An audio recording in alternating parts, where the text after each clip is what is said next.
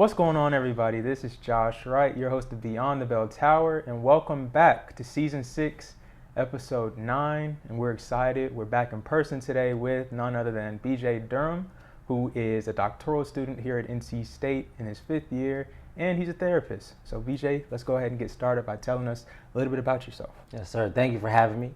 28-year-old young man from Maryland, love the DMV, from Columbia, Maryland. Currently trying to finish up a dissertation at NC State University so that I can go out into the world and make this a better place. All right. Sounds quite the plan. That's the goal. That's the goal. We'll see if it happens or not. Yeah. So let's tell us, how did you get to NC State? Yeah, so I went to a small school out in Pennsylvania for my undergrad, studied in psychology and a minor in sociology, stayed there to get my master's in clinical mental health counseling. The only reason I even heard about the school was because of basketball. Got recruited to play ball, so played ball for the 4 years of undergrad, then stayed there to get my master's. And I knew as a kid, actually, I wanted to always live in North Carolina. I used to come down here for the CIAA basketball tournament since I was like 3 years old. And I was like, one day I'm gonna somehow find a way to live in North Carolina. So I only applied to UNC Charlotte and North Carolina State University. Once I got accepted into North Carolina State University, it was a wrap. Decided to go.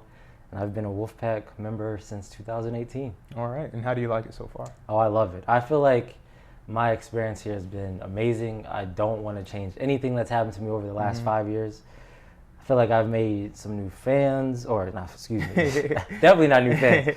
Made some new family, made some new friends, and I think just everything that I've gotten to kind of contribute and be a part of it in this community for the last 5 years has been amazing. Okay. So y'all, I'm really excited for this episode because he's studying exactly what I'm studying right now. You know, I'm a psych major, sociology minor, and I'm also interested in the clinical mental health counseling realm as well. So we're excited to have you, and I'm looking forward to this conversation. Is there a specific part of your childhood that, you know, sparked your interest in mental health? Maybe a person or event or anything like that? It has to be my mom. So she was a social worker. She worked in the school system, the Baltimore County Public School System, for a while, ever since I can remember. So I remember like hearing her stories, coming back home and being like, man, I just got to work with this young kid or this young person, and I got to help them see something different about themselves that they had never seen. And so when I was kind of growing up and seeing this consistently every day, I was like, man, how do I get to this point where I can help people reach this self-actualization or reach this potential that they did not know they had? And then I discovered psychology, then I discovered this clinical mental health field of like, your job is to help people better themselves, and why would you not want to do that? Okay. And can you talk a little bit about, you know, you at Waynesburg University, your college experience? What was that like for you, and how did you see psychology playing a role in pretty much your everyday experience as an athlete? Yeah, so being at Waynesburg was definitely an adjustment coming from Maryland. I went from about 20 minutes outside of Baltimore to like, I felt like the middle of nowhere, Pennsylvania, where the closest city was Pittsburgh, and that was about an hour away. So I went to this very rural town in the mountains. It was so much colder than at home, and I do not do the cold at all. So that in itself was an adjustment. But then going to this small school of, I think, maybe about 1,600 undergraduate students was almost the same size as my high school. So it was like, that adjustment wasn't too different. It was just the fact that now I'm away from home, away from family, living on my own, playing a collegiate sport, which is its own type of adjustment.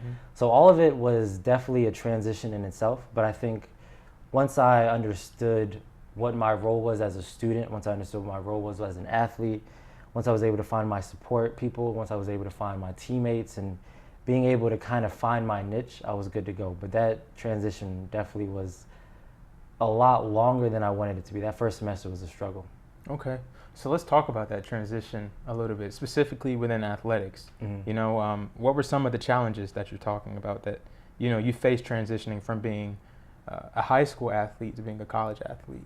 Yeah, I think one of the biggest transition pieces for me, and what the biggest challenge was, and I think a lot of athletes go through this going from high school to college, was everybody's just as good as you are, if not better, right? So a lot of times when you get to the collegiate level, you were probably one of the best, you know, people on your team. In high school, definitely probably one of the best in Little League, Pop 1, or whatever sport you might play. But then when you get to college, everybody's just as fast, everybody's just as strong, if not stronger. In my case, because I was a little smaller. But it was really the speed of the game was also an adjustment. And then on top of the actual adjusting of in-game and adjusting to the game of basketball on the college level. It was the transition of the structure that comes with that on a college level. So like, in high school you have your classes, you might lift before practicing, you got practice, and you get to go home. Well, college, yeah, you have your classes, but you only have like 2 or 3 a day. And then you got possibly 2 practices a day. You got film, you got weights, you got to eat at a certain time, and you still have all this homework and all this other things that you want to do. And on top of that, you still want to be, an 18, 19-year-old kid. It's a full-time job. And exactly have a social life. So you're still trying to find times to hang out with friends that are not on the team.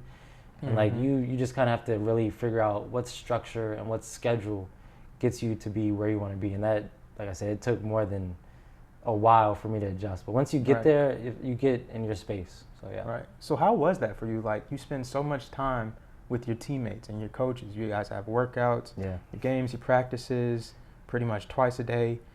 What is it like making those connections outside of just those guys in the locker room with the rest of the student body? Yeah, so it's actually difficult. The thing that was actually one of my best pieces of advice that I'd give somebody that I actually did going into college was I said I didn't want to room with somebody that was on my team. I wanted to have some sort of connection to somebody that had nothing to do with basketball. Not a coach, not a support staff member, not an athletic trainer, not a teammate. I wanted somebody that had nothing to do with sports, and they honestly could care less about sports. So that helped me because they had friends that were outside of the sports realm, outside of the sports circle. And so when I'd go hang out with him and his friends, they'd be like, oh, wow, we don't really hang out with athletes because you all usually only hang out with each other. And I was like, well, I'm trying to not be that athlete. I'm trying to make sure that that's not something that happens for the rest of the time as athletes, continue to go to college. Okay, cool. So can you describe how your identity, as an athlete developed over time, over your 4 years at Waynesburg? How did that you show growth, or you adjust to becoming a little bit more confident in your role as a player? Yeah, so I think as anybody going into a new thing, your identity is there, but you don't know at what level do you have that identity, or what identity salience do you have with that specific topic or with that specific team, or whatever that thing is that you're kind of doing. So for me, freshman year, I was like, all right, I'm a basketball player, and I am solely a basketball player, right? I think I went into it with this very high athletic identity, and then as time went on, I realized I'm not going to the league. I have to find something to do sustainable after my career's over. So what does that look like? So as years went on, sophomore year, junior year, senior year, I was able to find who I was outside of basketball. And I think a lot of times for some people it could be the opposite, where they come in and it's just like, oh, I'm a college student here, and then as time goes on you become, oh, I'm a college athlete here that also happens to be a student. But for me it was like, oh, I'm an athlete here, and then it was like, wait a minute, I'm a student first, but I'm also an athlete. So the transition was interesting because I was able to lean on my father, who was also a college athlete at one point, and my uncle, who was a college athlete, and older cousins that were college athletes, to kind of ask them, what was it like when y'all went to college?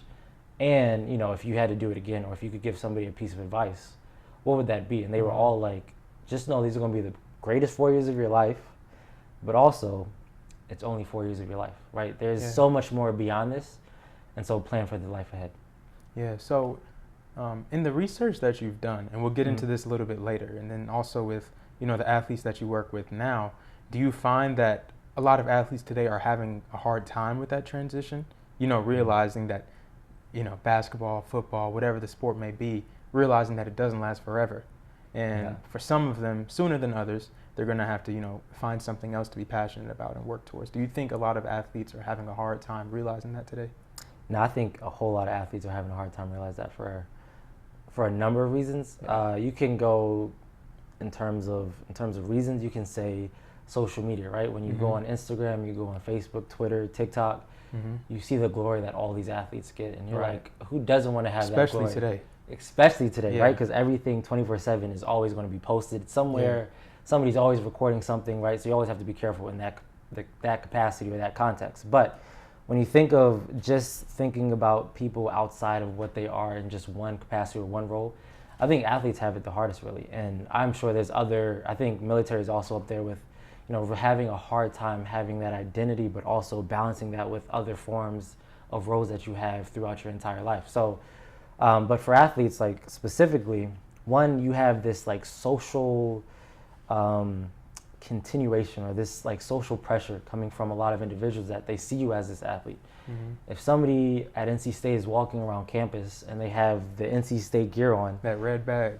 as soon as you see the red bag, you Yeah. know, oh, that's an athlete, right? Yeah. And if it's one of our, you know, premier athletes, or if it's somebody that's Mhm. probably a bit more well known, Mm-hmm. we know who they are, and we ask, "Yo, great game the other day," Mhm. or "When's the next game?" or "How are y'all Mhm. doing with traveling?" or whatever it might be. Mhm. We don't ask them like how the class is going. That's not the Yeah. first question that comes out of our mouth, and that's not the Right. first thing that we think of. The first thing is, how is something evolved around sports, right? We're thinking of them only in the sports realm and not as a student, not as a son or a daughter, not as something else beyond the athletic piece. So I think that's another piece why it's so hard for a lot of athletes to not have so much more exposure to things outside of Mhm. sports, right? And then also I think just the structure of what a college athlete is, even for high school athletes now too, right? Mm-hmm. You are constantly doing something revolved around sports, whether you're Yeah. eating a specific thing for a specific reason, you're working out for a specific reason, you're in study hall for a specific reason. Like the class in which you took is at a specific time because you have practice at a specific time, so you have to Mhm. take this class. Like a lot of the decisions they make are around that identity of being an athlete. So once again, it's kind of enforced on them, like, is this where all my worth is? Is this where my self-value comes from? And it's not by any means, but Right. it really seems like that when you look at it from, a lot of different views. Right. And so, me being a fan, I'm a big fan of sports. I Mhm. watch a lot of sports, but I have no idea what it's like, in the locker room, behind the scenes, just the struggles and the pressures of being an athlete. Yeah. So with your experience, playing on the collegiate level, can you talk a little bit about, some of those pressures that you may have as an athlete, whether they're social, like you kind of just mentioned, Mhm. or like performance on the court or the Yeah. field, whatever they may be? So I think there's a whole lot that goes into the pressure of what it means to be an athlete. I think honestly, it probably starts off at the home, like, right, your parents. A lot of times, parents don't always want to push their kid to make them do something, Mm-hmm. but inadvertently they're doing that because they found something that their child is good at. So why not make your child Pursue do the it. thing that they're good at, right? Yeah. And so when you do that, the child thinks maybe this is the only thing I can do to get validation from people that I truly love and that I want validation from. So that can be one thing. Two, coaches, right? Like coaches are there to help young people become ready for the real world outside of sports. And I think they do a great job of that. But they also have a job to keep, right? They have Mhm. a family to feed themselves and they need to win. And in order to win, you need to get all those people in your locker Yep. room to perform at the highest level that you can get them to perform at and that they can perform at. And so to do so, you put pressure on them without even wanting to put pressure on them. It's just a part of what sports is, right? It's this competitive nature allows us to step up to the plate and do things that we didn't know were possible, which is the beauty of what sports is, but it's also sometimes the dark room that nobody talks about that sports has. So when you think of the pressures from parents, coaches, then you have the pressures just from teammates in general, right? Like those are your best friends. Those are going to be your brothers for life, your sisters for life, your people for life. But that doesn't come with, its own sort of turmoil. We've all fought our brother. We've all fought our sister. Mm-hmm. We've all gotten into arguments with our parents, whether it lasted for 2 seconds because they said something and then we were like, all right, you're right. Or, we thought we could get away with something when we couldn't. We're going to get into arguments with people we love. Mm-hmm. And sometimes that adds a little bit of a strain to a relationship. So I think there's a lot of things that happen in the locker room that people don't see outside of the locker room, which is Right. probably a good thing. You want to always do the best And you can that's- to keep it within the team. Yeah. And things happen, right? Team dynamics shift, team dynamics change, whether that's a new transfer student coming in, new coaches coming in, new staff member coming in, whatever it might look Absolutely. like, things happen, things change, but it's the best intentions as a teammate or as an athlete to make sure, like, at the end of the day, we're a family. Like, I got your back, you got my back. Mm-hmm. And it's never me against you. It always should be us against them, right? Right. Us against whoever we're playing, us against whatever outside of this locker room. That means the media, that means sometimes your family, whatever it is. It's always us against them. And once you have that mindset, once you kind of understand that's what you want to have, it makes it a little easier, but it Yeah. still doesn't come without any pressure. It doesn't come Right. without any turmoil that happens that people don't see behind the Yeah. scenes. And I think the interesting thing about, and within sports is how they're so popular. What you just mentioned is really effective on all levels, not Mhm. just the collegiate or the professional. But I remember in high school, we had those same instances too, feeling that pressure and, problems within team and things like that. So It's refreshing to hear you mention those things. If you can't already tell, we're here to talk about, specifically mental health and counseling within athletes. BJ, he is a therapist and a counselor, and he works specifically with the population of athletes, a good amount of his time at least. And so with you as a doctoral candidate, let's talk a little bit about some of your research. What sparked your interest in athlete identity transition specifically? And what does that phrase really mean? Yeah, that's a great question. So I would split that phrase up into two things, right? For me, it'd be one is athletic identity, right?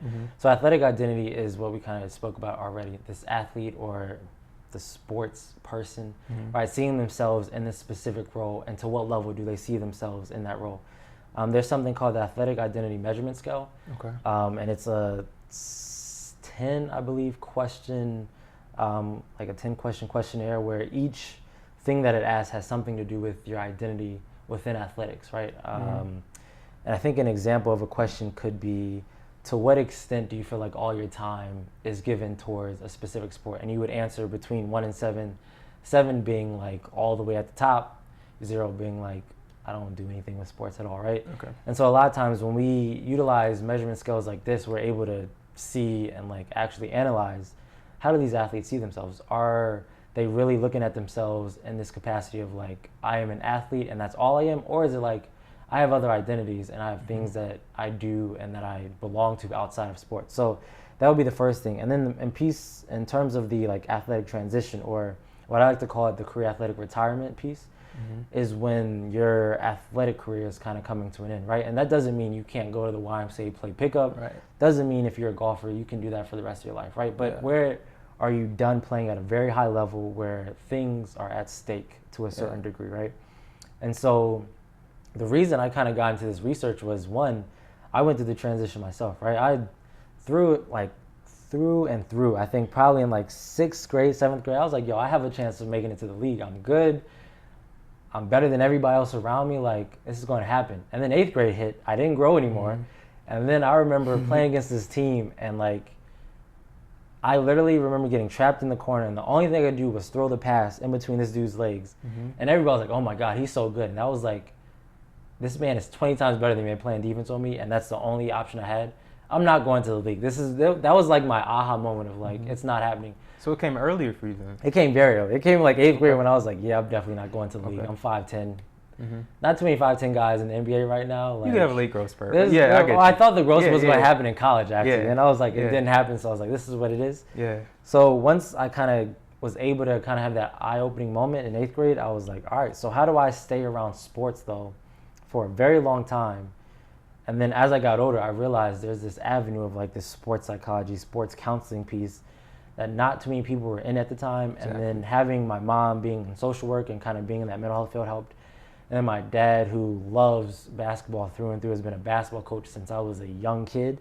I was like, how can I combine these two things that I really, really enjoy doing? I love going to basketball games, love watching football, love playing lacrosse in high school. Like, I love sports, right? So how do I stay around this environment? Because sports in itself is its own culture, right? How do I stay around this culture, but also bring in this well-being, this holistic human being perspective into everyday life for these athletes? So that's why I was like, man, this athlete transition thing might be my go-to. And then as I got older and then went through the transition, graduating college and seeing how I went through it differently than how my teammates went through it, I was like, this might be a piece for me, right? So some teammates go into coaching and have amazing careers in the coaching realm, athletic directors, different things like that, right?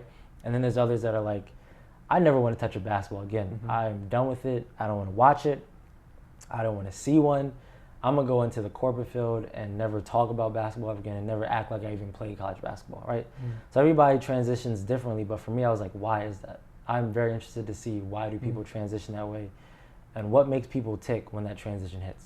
Yeah, and I think that's awesome that you're finding a way to stay within your passion, but allowing athletes to still benefit from what you do, with the counseling, with the therapy. Yeah.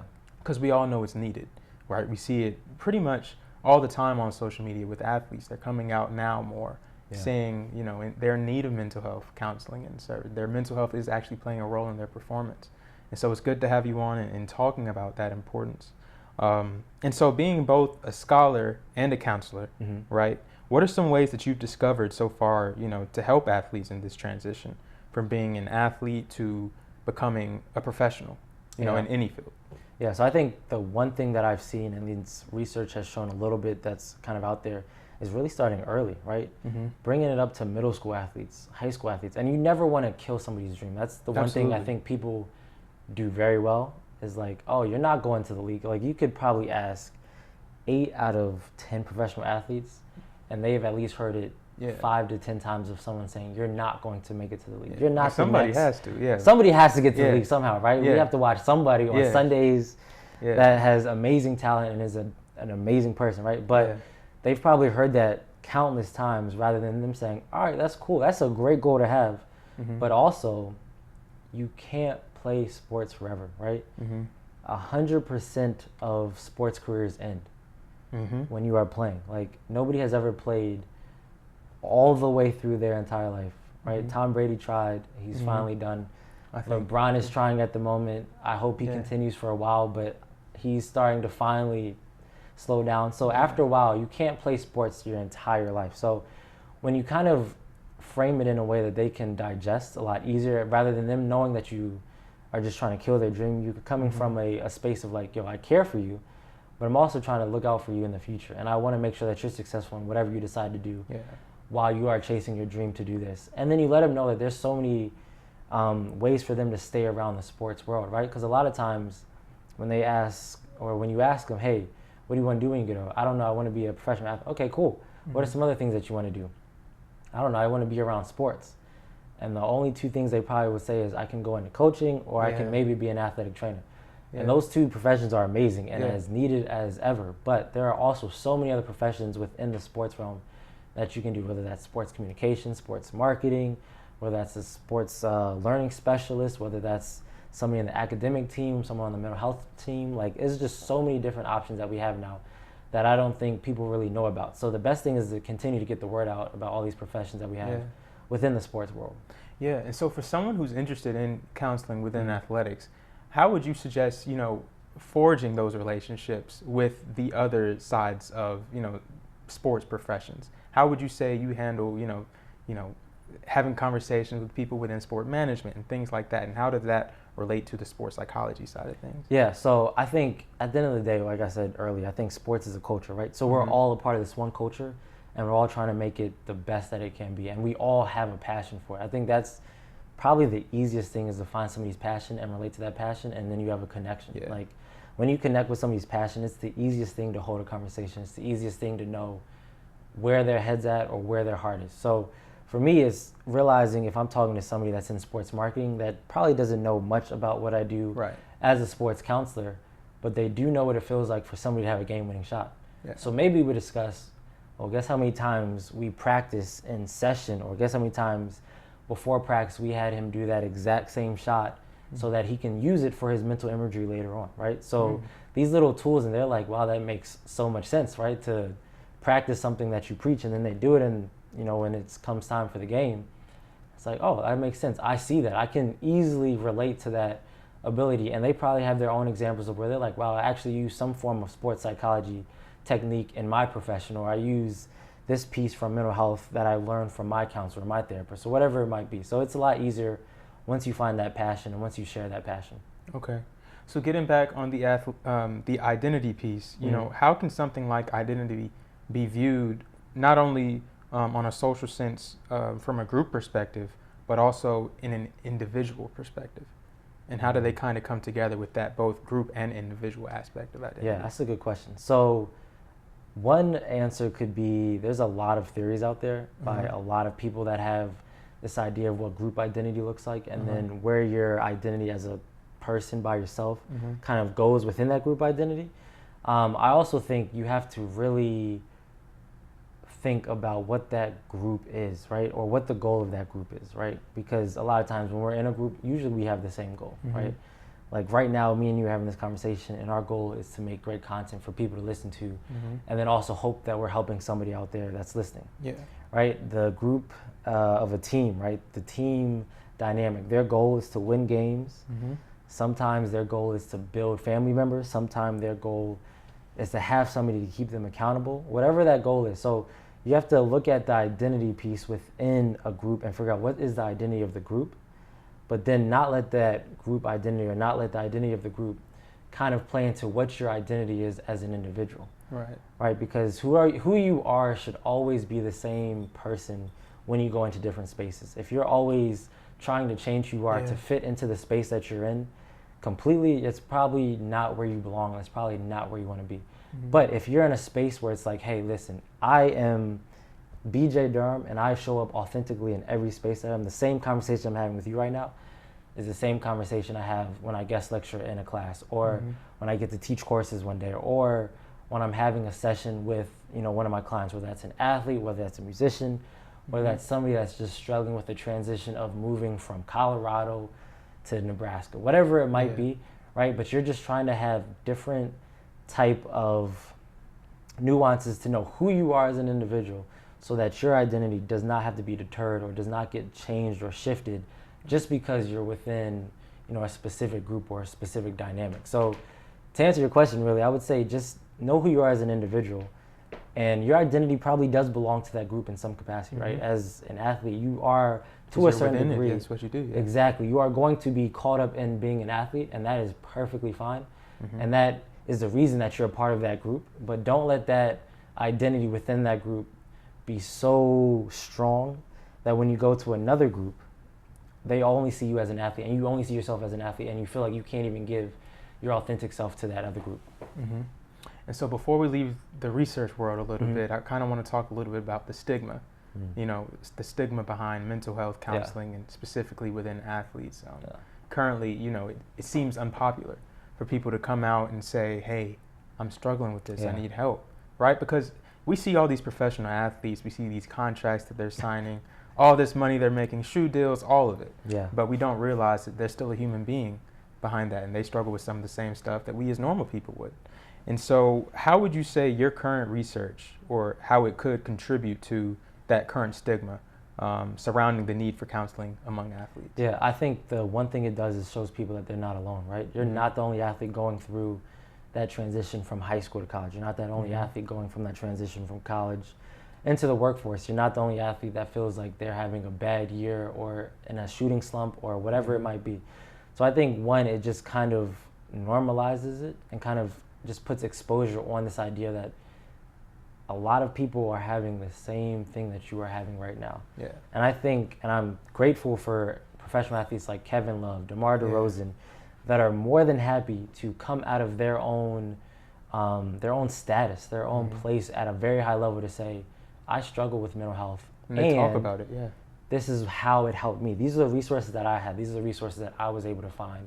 And now they are creating their own resources for not only professional athletes, but athletes at every level. So I think the stigma is starting to really diminish, and I think the best part about it is I think the younger generation understands the importance of mental health, right? I think it was so stigmatized for a while. Nobody talked about it, but the younger generation doesn't care. They're open to talking about it, and they're willing to have those difficult conversations. And now I think it's us as a profession, within the mental health profession, and other professions, to kind of own up to be like, all right, they're ready to have these conversations. How do we have these conversations, and how do we make sure that they get something out of them? Yeah, I'm definitely thankful for those athletes too, because they're finding a way not just to mention their own struggles, but to just come and talk about it in general. You hear them on podcasts and television and things like that, literally saying what's going on with them. And I think it's bringing an awareness to mental health, what mental health is, and what it's like to battle those things. And more people are realizing, hey, I struggle with this too.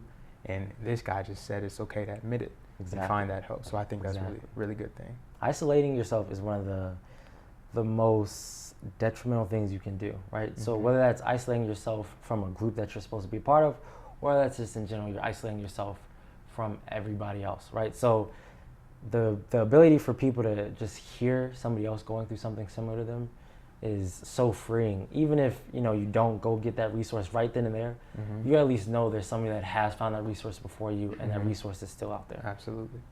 So now let's get into a little bit about what you do. All right. Could you talk about the work you do outside of being a student at NC State, and who do you work with? Yeah, so I am currently employed at a private practice up in New Jersey called Inspire Wellness. They are I can't even say small private practice because they have a decent amount of clients and people that work there. But they pretty much see people around the New York, New Jersey area. And the way I got connected was because I had a high school coach who connected me with one of his former best friends in high school. And he connected me to the sports psychologist for the Brooklyn Nets. And so kind of talking about networking and things that, kind of just putting myself out there, I was like, hey, am I able to contact this individual? And they're like, yeah, of course, go for it.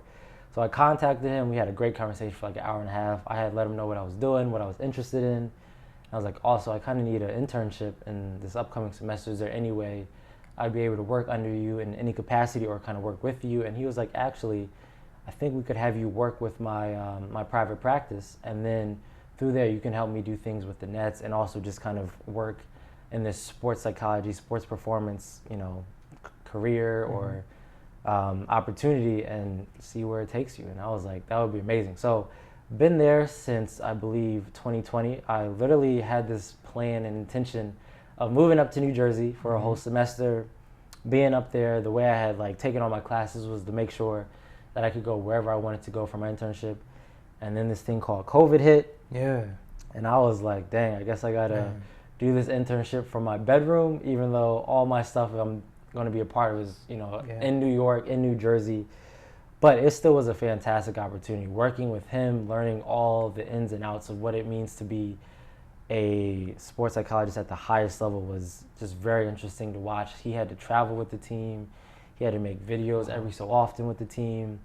But then for me, being the intern, kind of just being there, helping him with ideas, creating handouts, and then also being able to work with local universities within the SUNY system in New York, but also working with local high school athletes in Jersey, local collegiate athletes in Jersey, and just kind of honing in my skills of being a therapist for athletes and kind of seeing all different levels and kind of comparing it. And I think it was a great opportunity. So I'm actually still employed there working, and I have a blast. And then I also worked at a local gym in Raleigh called Current Wellness, where it's a half fitness studio, but half like office space, inclusive space that has therapists, that has massage therapists, physical therapists, Reiki therapists, dietitians, registered nutritionists. It has everything. And the idea of it is to make sure you kind of have a one-stop shop for your holistic well-being and for who you are as an individual. And we love any and everybody, right? We kind of utilize this model called health at every size, and we want everybody to be healthy. And I think there's a stigma around what you're supposed to look like to be considered healthy.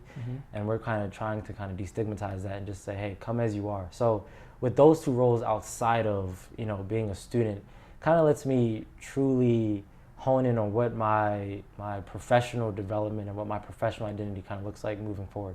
That sounds amazing and like a dream come true. Yeah. And with the gym that you work at in Raleigh, that's a great idea. It's having fantastic. the physical and the emotional and the physical and the mental aspect all in one spot. Yeah. I think that's great. I always find it funny listening to people, talk about what COVID ruined for them or, the role that it played. And it always seems to come at the most inconvenient time in somebody's path. It's hilarious to just listen to, but think about also how far we've come since then. So what makes you most excited about the work that you do? I think what makes me most excited is the fact that sports itself is exciting, right? Like March Madness just concluded, both, the men's and the women's tournament, and I had a blast watching all the games I was able to watch. There's nothing more exciting than seeing, college athletes or college students or really just college athletes in general do something that they love, but be put on a global scale to do it, right? To be put on a huge stage to show the world all the hard work that they've been doing, all the sacrifice that they've been doing, all the grit and perseverance that they have done that none of us get to see, but we got to finally kind of see a little bit of the finishing product. So for me, what makes me excited about continuing in this profession and continuing in this role is seeing people do what they love. Like, who doesn't want to see somebody thrive at something that they want to thrive at? It's different when you thrive at something that you really could care less about. Yeah. But when you are putting in the work to thrive at it and you thrive at it, that feeling. It's the best feeling. And then the best feeling is to see somebody do that you had just the smallest little help to kind of get them there. Yeah, that's awesome.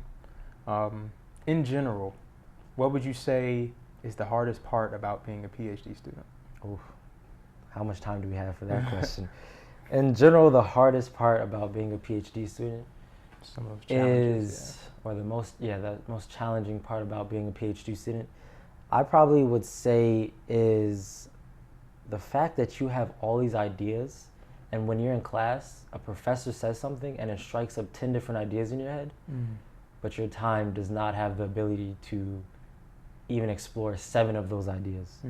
Right? So it's not even this idea of like, yeah, the work is hard, the time that it takes is hard, but I think the most challenging thing for me is like coming from class and talking with peers and talking with classmates and my cohort members being like, oh my gosh, we have all these amazing ideas, let's act on them. And then us realizing, wait, we have 4 papers due next week. Oh, yeah.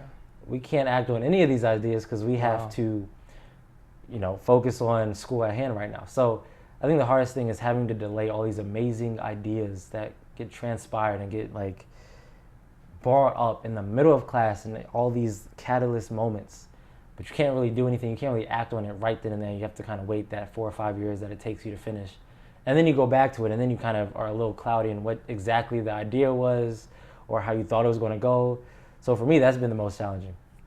So how do you do that? How do you, manage that coursework, all the papers that you have to write and the assignments and the research that you're doing while working at the same time? Yeah, the best answer I could give is probably scheduling everything you possibly can, even down to, hey, I need to eat, hey, I need to read, right? So I'd say on average, we get about 5 to 6 articles per class per week, right? And you have about 3 or 4 classes in a week. So you're getting a decent amount of articles to read. You learn how to, you learn how to skim very, very well. You learn how to speed read with an educational lens. You learn how to go to the intro and the conclusion, discussion.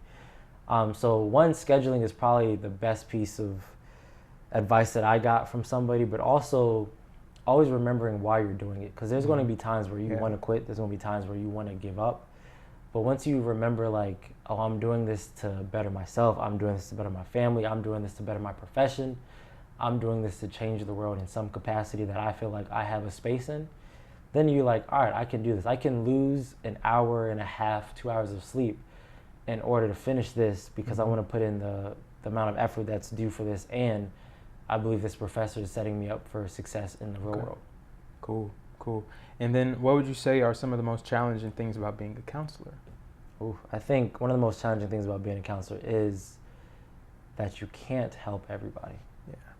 And I think that's something I try and tell people that are going into the counseling role, because a lot of times people say, I want to be a counselor because I want to help. Or I chose to be a counselor because everybody used to come up to me and tell me all their problems, and I was always happy to help. I think once you get to the professional level, you can't help everybody. You can help a whole lot of people, but you can't help everybody. And when you finally run across that person that you can't help, do not take it personal, right? Because it feels like you're not doing something right. It feels like you're not competent. It feels like you're not adequate in your profession when you really are. But you can't help everybody. And I also think the hardest thing about being a counselor is taking a lot of work home with you. I think you have to do a really good job of making sure that the problems that you hear, they definitely take a toll on you, but do the best that you possibly can to leave it at work, leave it at the office. And also, I think the best piece of advice someone gave me is get your own therapist as a therapist. So yeah. Okay. And so you're fifth year doctoral student, doctoral candidate. What do you see yourself doing, with that degree once you finally get it? Yeah, that's the $1 million question. Yeah. There's so many things that I want to do. There's so many things that I can do with this degree. I think to start out, I would love to work in a college athletic department and strictly just work with the athletes on mental health and wellness and kind of implementing different programs for the athletes and the staff. I would love to work in a professional organization, being a part of the wellness programming that they have within the organization for staff members and the athletes. I think really though, the goal one day, I have a couple goals. One goal is to actually be in the front office of a professional organization and be a part of their mental health initiatives and helping shape what that looks like for each organization within that league, or kind of shaping what that looks like. How do we want to implement this for each team? What do we need them to do? How do we hold our own little summits to make sure we're spreading what we want to spread? So I think that's a dream job for me as one. And then two, So I think this is something I've always wanted to do since I was pretty young. And the reason why, well, one of the reasons why I started working at Current Wellness, but I want to open a space very similar to Current Wellness, right? But I want to have multiple basketball courts. I want to have multiple turf fields. I want to have a track. I want to have a cafeteria in there. And I want to have plenty of office space to be able to make sure that we are able to take care of not just athletes, but anybody that comes through on a holistic kind of lens to be able to really meet any of the needs that they have. And the goal is to hire my mom so she can still do something that she wants to do and see clients and, you know, do something very, very chill. And then I'm sure hire other members of my family, but for sure be able to hire her because this is what she does. Yeah. And to be able to work with my mom, I think would be the coolest thing ever. Yeah. So that's definitely the other goal. That's awesome, man. That's awesome. My mom talks about it too because I'm interested in psychology, specifically with sport, and talk about opening my own private practice one day. And she says she wants to come and be my receptionist. Exactly. So just that feeling of working with mom, that's a cool My dad thing. always says that too. He's like, what do you need me to do? Yeah. I was like, you can do whatever you want to do. You can just be the guy that comes in, says what's up to everybody because he's really good at that. Yeah. And we'll pay him for that. So. Okay, man. Well, listen, once again, we thank you for coming on the show. This has been an awesome conversation. And before we let you go, we got to throw some top takes at you. I'm ready. So the design of this is to try not to think about them too much. Got you. So I got to answer with a certain amount of time or within a certain amount of time. Best you can. I got you. Best you can. All right. What are some things you do now to keep your competitive edge? So I still play basketball a lot and golf because you can never beat a golf ball apparently. Okay, you play at NC State? So I play basketball at NC State a lot, and then golf, I just go around the Triangle area, wherever I can get on.